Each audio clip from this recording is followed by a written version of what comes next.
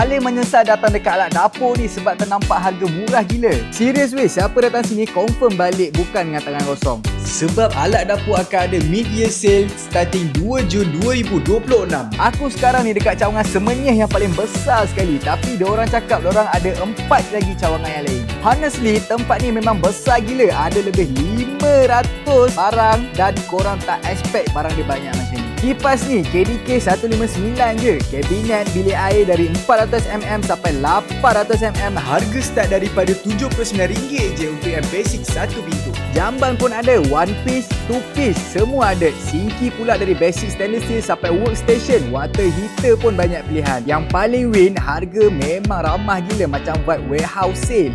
Jap. Tengok ni. Kuku hood RM449 je. Serius ah. Ini pun lawa juga, 519.